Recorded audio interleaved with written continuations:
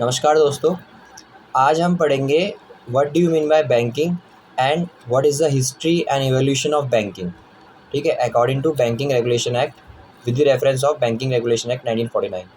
ठीक है, सबसे पहले मैं आपको बताना चाहूँगा बैंकिंग क्या होता है।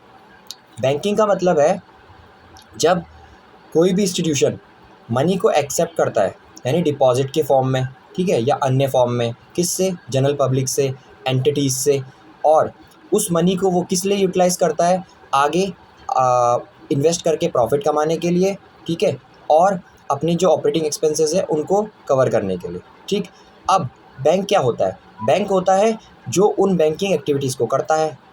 ठीक, अब बैंकिंग रेगुलेशन एक्ट 1949 के according what do you mean by banking? Accepting money, accepting deposits and lending money, okay, and whenever on demand or on time you bank have to repay that amount।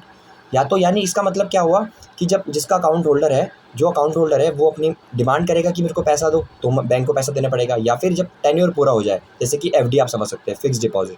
ठीक है, उसके बाद और ये कैसे निकाल सकता है वो, या तो चेक का यूज़ करके, या कोई ऑर्डर देके, या डिमांड ड्राफ्ट। अब हम पढ़ते हैं हिस्ट्री एंड इवोल्यूशन। सबसे हम 3 फेज़ में पढ़ेंगे। पहला पोस्ट इंडिपेंडेंस, आज़ादी से पहले, ठीक, सॉरी, प्री इंडिपेंडेंस, आज़ादी से पहले। दूसरा पोस्ट इंडिपेंडेंस, आज़ादी के बाद। और एक तीसरा 1991 जब हमारा एलपीजी आया था, liquid petroleum gas. 9 liberalisation, privatisation, globalisation. Okay, ठीक है, सबसे पहले हम पढ़ते हैं प्री इंडिपेंडेंस। देखो, हमारे यहाँ कोई बैंक नहीं था, लोगों को कुछ ऐसा था नहीं कि सेविंग करने का कुछ ऐसा ज़्यादा था नहीं। लोन चाहिए होता था तो वो किससे ले लेते थे? साहूकार वगैरह से ले लेते थे। ज़्यादा वो करते भी नहीं थे, कितना पैसा चाहिए भी नहीं होता, वेजेस अर्न होता था, खाते थे, जो भी गुलामी करते थे। इंडिपेंडेंस थी नहीं, अंग्रेज़ों के गुलाम थे, जो पैसा था जो मिलता था खाते थे, रात का खाना खाया, फिर अगले गुलामी करने चले गए। ठीक, 1770 में सबसे, हमें लगता है कि ब्रिटिशर्स ने बैंकिंग की स्टार्ट करी इंडिया में, नहीं। सबसे पहला बैंक अलेक्जेंडर जनरल, एक ग्रेट अलेक्जेंडर कंपनी थी। अलेक्जेंडर वो वाला नहीं, ये कंपनी का नाम है, ठीक है। पुर्तगाल कंपनी थी जिसने बैंकिंग की स्टार्ट करा इंडिया में। सबसे पहला बैंक खोला बैंक ऑफ हिंदुस्तान 1770, यानी 18वीं सेंचुरी में। उसके बाद 1770 के बाद 16 साल बाद 1786 में एक और बैंक खुलता है, the general bank of India. ये भी पुर्तगालियों ने खोला था। इन्हीं को कॉपी ब्रिटिशर्स क्या करते हैं? कॉपी करते हैं सबको।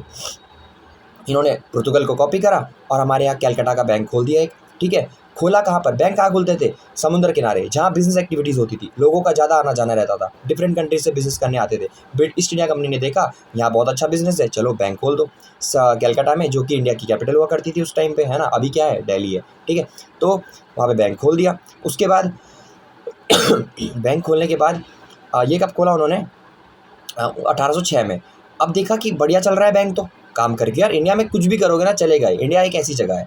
तो उन्होंने क्या करा, इसी को ना नाम बदला, इसको और अच्छा करा। क्या करा? बंगाल पे प्रेसिडेंसी हुआ करती थी, 3 प्रेसिडेंसी थी, मद्रास, बॉम्बे और बंगाल। तो Bengal, the bank of Bengal नाम रख दिया। कब करा ये? 1809 में, ठीक है। इसी के बाद 1840 में इन्होंने क्या करा?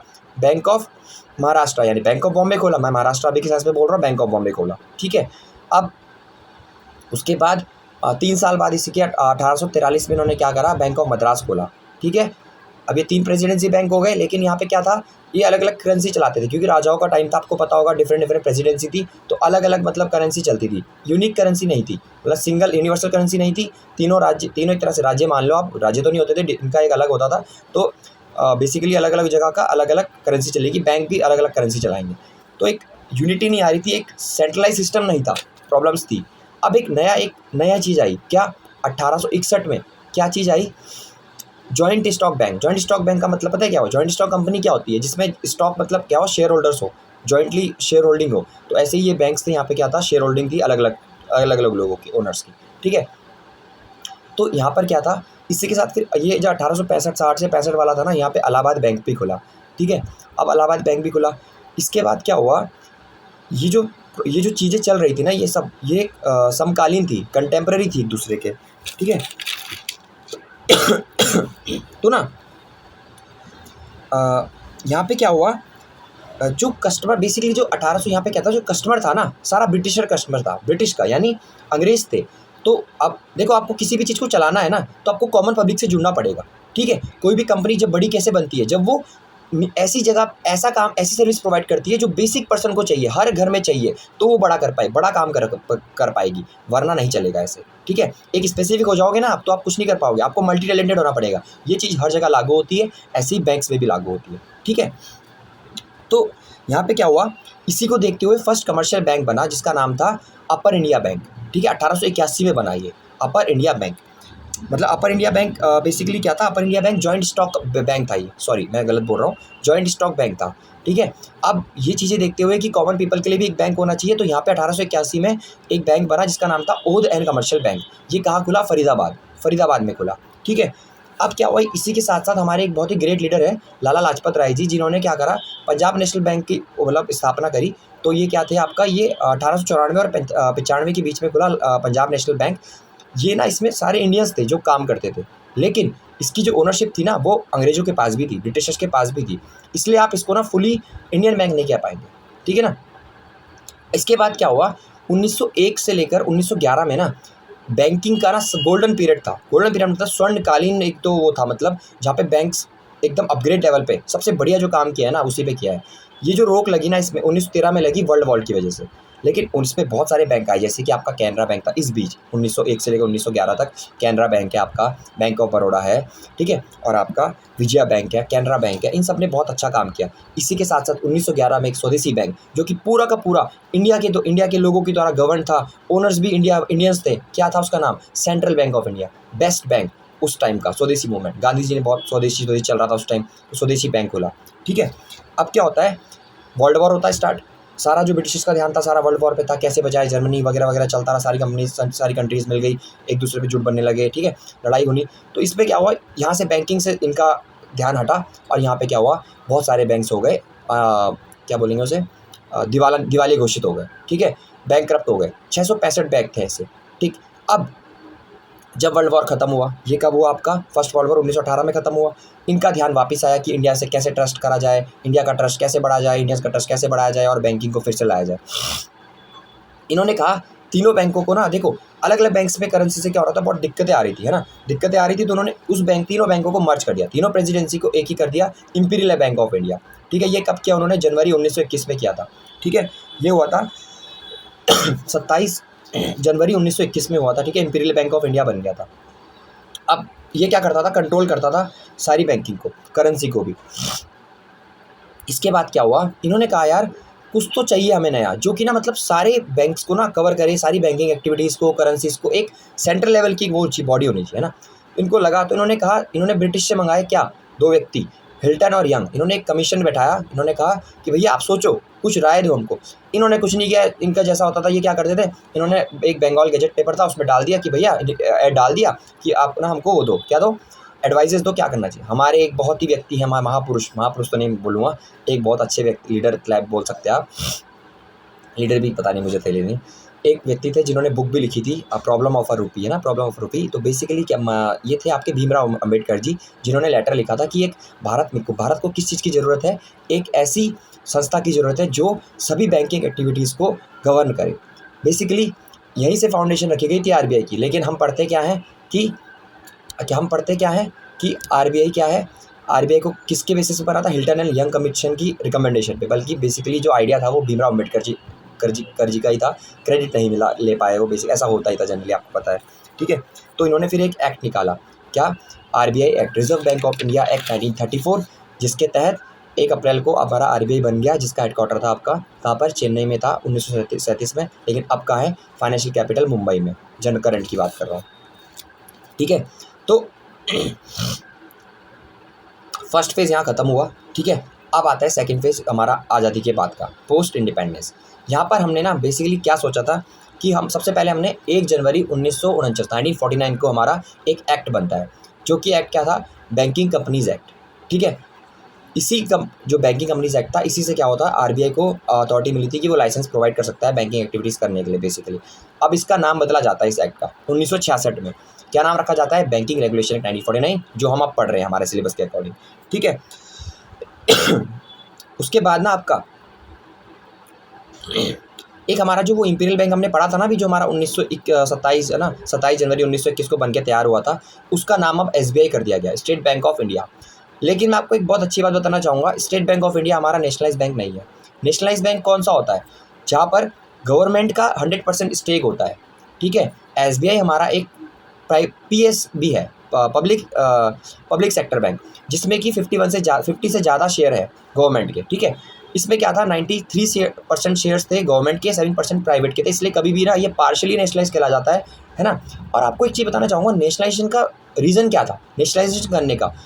बेसिकली क्या था इसमें, जो बैंक्स थे ना उस टाइम के, वो क्या करते थे, जो बड़े बड़े बिजनेस हाउसेस थे ना, उन्हीं को बैंकिंग फैसिलिटीज़ प्रोवाइड करते थे, जनरल पब्लिक को नहीं करते थे। और जो हमारे मेन कोर सेक्टर थे, इंडिया में बहुत सारे सेक्टर जो डेवलप करना चाहते थे उस टाइम बट नहीं कर पा रहे थे, just because of lack of money, ठीक है। जैसे कि कॉटन इंडस्ट्रीज़, एमएसएमईज़, हमारा इम्पोर्ट एक्सपोर्ट, और आपका ये क्या बोलते हैं उसे, एग्रीकल्चर, जो सबसे ज़्यादा हमारा कृषि प्रधान देश है, लेकिन नहीं कर पा रहा था क्योंकि पैसा नहीं था हमारे पास ज़्यादा, इसी वजह से। और एक था कि जो व्यक्ति था ना, जो कॉमन पर्सन था, फार्मर था, वो लोन ले कितना हो गया था, उसको इंटरेस्ट सीधे देना पड़ता था ना साहूकार को, कि वहाँ पे वो पैसा सेव ही नहीं कर पाता था, इसलिए बैंकों की ज़रूरत थी, इसलिए नेशनलाइजेशन किया गया। सरकार ने अपने हाथ में ली सारी रिस्पॉन्सिबिलिटी और कहा अब हम ही बैंकिंग सर्विस प्रोवाइड करेंगे। ज़रूरत थी हमें, सोशलिस्ट इकॉनमी को ध्यान में रखते हुए समाज के कल्याण के लिए हमें नेशनलाइजेशन करना पड़ा, ठीक है। उसके बाद क्या हुआ, अब आता है हमारे नेशनलाइजेशन हुआ, ठीक है। तो यहाँ पे क्या हुआ, हमारे ना 2 फेज़ में हुआ। जो इंदिरा गांधी थी ना, हमारी प्राइम मिनिस्टर थी, आपको पता है बहुत अच्छी प्राइम मिनिस्टर थी वो, है ना, ये एक सटायर था, ठीक है। तो उसमें था 1900, हमारे 2 फेज़ में हमारे क्या हुए, नेशनलाइजेशन ऑफ बैंक हुआ। 1969 में हुआ, दूसरा 1980 में हुआ। 1968 में 14 बैंकों का हुआ। इन 14 बैंकों के नाम क्या क्या, मैं आपको बता देता हूँ। इनका बेसिकली जो वो क्या था, क्राइटेरिया क्या था, अगर 5 करोड़ से ऊपर आपका ज़्यादा डिपॉजिट अमाउंट है बैंक में, आप बन सकते हो क्या, नेशनलाइज बैंक बन सकते हो, हम आपको अपने अंडर में ले लेंगे। जैसे पंजाब नेशनल बैंक थे, ठीक है, मैं कुछ याद है मुझे, जैसे पंजाब नेशनल बैंक है, कैनरा बैंक है, और आपका सेंट्रल बैंक ऑफ इंडिया हो गया, ठीक है, और आपका ये, अब मैं आपको बता देता हूँ और मेरे को याद नहीं है सारे, पीएनबी, बैंक ऑफ बड़ौदा, है ना, united commercial bank, bank of India, Canara bank, Dena bank, united bank, syndicate bank, Allahabad bank, Indian bank, union bank of India, bank of Maharashtra और इंडियन ओवरसीज़ बैंक, ये कुछ नाम थे। इसके बाद ना 1975 में लगी इमरजेंसी, सारा काम ख़राब किया था, है ना, अपनी मनमानी करके आर्बिट्रेरी इमरजेंसी लगवा दी, ठीक है। इसके बाद इंदिरा गांधी जी का तो पत्ता साफ होना ही था, कांग्रेस पार्टी का भी साफ होना था, भारतीय जनता दल आया, हमारे जोशी जी थे, बहुत सारे हमारे वो होते मतलब वहाँ पे, तो उन्होंने मिलकर एक पार्टी बनाई। इसके बाद क्या हुआ, बैंक्स नेशनलाइजेशन फेज सेकंड हुआ 1980 का। यहाँ पर 6 बैंक थे, एक था न्यू इंडिया बैंक, एक था आपका विजया बैंक था, एक आपका ओरिएंटल बैंक था, और एक आपका आंध्रा बैंक था, और कॉर्पोरेशन बैंक था, और आपका पंजाब एंड सिंध बैंक था। ये 6 बैंक का नेशनलाइजेशन हुआ। न्यू बैंक ऑफ इंडिया का बाद में नेशनलाइजेशन हटा दिया गया था, ये जनरल इन्फॉर्मेशन आप लिख लीजिए इसे, ठीक है। इसी के साथ साथ इस इंडिया ने क्या सोचा, गवर्नमेंट ने, कि ना हमको ना रीजनल रूरल बैंक की भी एक स्थापना करनी चाहिए। ये कैसे बैंक होते हैं, जो एक स्पेसिफिक सेक्टर के लिए बने होते हैं, जैसे कि एमएसएमई के लिए अलग, हाउसिंग के लिए अलग, एग्रीकल्चर के लिए अलग, है ना, और इंपोर्ट एक्सपोर्ट के लिए अलग, ताकि एक बैंक को एक डिपार्टमेंट दे दिया जाए, एक सेक्टर दे दिया जाए, वो उसी के लिए काम करे, तो वो ज़्यादा अपनी एफिशिएंसी के साथ काम कर पाएगा ना, उसको ज़्यादा इधर उधर नहीं भागना है, हर व्यक्ति को जो चीज़ चाहिए उस पर्टिकुलर बैंक में जाके करवा ले। इनका एक फ़ायदा पता है क्या था, ये ना कमर्शियल बैंक नहीं थे, ये नॉन कमर्शियल बैंक थे, इसलिए कभी प्रॉफिट का नहीं सोचेंगे, ये उस सेक्टर के डेवलपमेंट का सोचेंगे, इसलिए आरआरबी बहुत ज़रूरी थे। तो ना अक्टूबर में 2 अक्टूबर गांधी जी का बर्थडे, लाल बहादुर शास्त्री जी का बर्थडे, 2 अक्टूबर 1975 को प्रथम बैंक बनता है हमारा, प्रथम आरआरबी बनता है हमारा, कहाँ पर, मुरादाबाद में, ठीक है।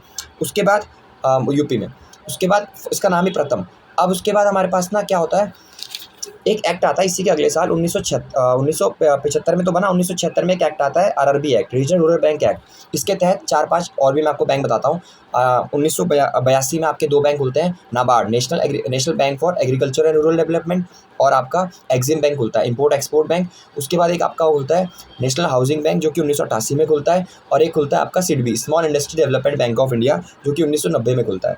ये सब देखो, स्मॉल इंडस्ट्री डेवलपमेंट बैंक क्या करेगा, एमएसएमई पे ध्यान देगा। एग्रीकल्चर जो आपका एनएच वो था, नाबार्ड था, वो एग्रीकल्चर पे ध्यान देगा और रूरल एरियाज़ पे ध्यान देगा। बेसिकली ये था कि जो बैंक्स है ना, उनको रूरल एरियाज़ तक फाइनेंशियल इंक्लूजन करना है, लेकिन कहाँ तक, जो आपके बेसिक नेसेसरी जो फोकसिंग एरियाज़ है, रूरल एरियाज़, जहाँ पे लोग डरते हैं, पैसा सरकार पे ट्रस्ट था, इसलिए बैंकों पे जा रहे थे, प्राइवेट बैंकों में नहीं जाते, इसलिए नेशनलाइजेशन करना बहुत ज़रूरी था, ठीक है। इन्हें बोलते हैं डीएफआई, यानी कि डिपार्टमेंटल फाइनेंस इंस्टीट्यूशन, ठीक है, development finance institution, sorry. Last में हम आते हैं हमारे थर्ड फेज़ में। अब देखो हमारा ना 1990 तक क्या था, हमारी मुट्ठी ना ऐसे बनती, इकॉनमी हमारी ऐसे थी, यानी ना हमने एक तरह से क्या करा था, प्राइवेटाइजेशन बिल्कुल बंद था, सब कुछ सरकार के हाथ में था। बहुत ऐसी स्थिति हो गई थी, हमें हमें बाहर की जो हमारे थे ये थे क्या बोलते हैं उसे, वर्ल्ड बैंक, आईएमएफ सब मना कर रहे थे, पैसा नहीं देंगे, पैसा देंगे तब जब अपने मनी की वैल्यू को डिवैल्यूएट करोगे तब देंगे आपको लोन, वरना नहीं देंगे। हमने कोको कोला तब को बोल दिया था कि आप अपनी स्कीम बताओ, आपका मेथड क्या है कोको कोला बनाने का, तब हम आपको अपने यहाँ काम करने देंगे, वरना नहीं करने देंगे। हम बिल्कुल, गवर्नमेंट ऐसी स्ट्रिक्ट हो गई थी, लाइसेंसिंग लगा दी थी कि आपको कोई भी काम करना है लाइसेंस लेना पड़ेगा, और एक रेड टेपिज्म बहुत था, फाइल्स जाती थी एक डिपार्टमेंट से दूसरे डिपार्टमेंट, तब जाके आप बिजनेस कर सकते थे, तो दिक्कतें आ रही थी बहुत सारी। इसलिए हमारे एक बहुत ही व्यक्ति, बहुत ही प्रधानमंत्री नरसिम्हन जी, और उनके अंडर में जो फाइनेंस मिनिस्टर थे हमारे मनमोहन सिंह जी, ठीक है ना, बहुत इकॉनमी के बहुत अच्छे प्रोफेसर थे, बहुत ही अच्छे प्राइम मिनिस्टर भी रहे हैं अपने दौर के, 2 टाइम प्राइम मिनिस्टर। और इन्होंने दिमाग लगाया और कहा कि हमें अपनी मुट्ठी खोलनी चाहिए। हमने क्या करा, अपनी मुट्ठी खोली, हमारी इकॉनमी को इस तरह से ऐसे करा ताकि जो बाहर की जो कंपनीज़ है यहाँ आए, है ना, ग्लोबलाइजेशन, लिबरलाइजेशन, यानी लाइसेंस फ्री कर दिया, कोई आपको स्ट्रिक्ट रूल्स नहीं थे, आपको जो करना है करो, बस आप थोड़ा सा हमारे को क्या करो, सपोर्ट करो। तो हमारे पास इकॉनमी में एकदम से मनी का फ्लो बढ़ा, डेवलपमेंट होने लगा। इसी के तहत 1992 के बाद हमारे पास बैंक्स भी आए, नए नए बैंक, जैसे HDFC, ICICI bank, UTI, unit trust of India, जिसको आप आज बोलते हैं axis bank, best private bank ये कहलाता है ना आज के टाइम पे। बस इसी तरह से हमारा क्या हुआ, बैंकों का डेवलपमेंट हुआ। आज हम जो प्राइवेट बैंक्स देखते हैं वो है हमारे इसी दौर पे आए, लिबराइजेशन की वजह से आए थे, और अभी भी आज तक ये चलते आ रहे हैं प्राइवेट बैंक्स।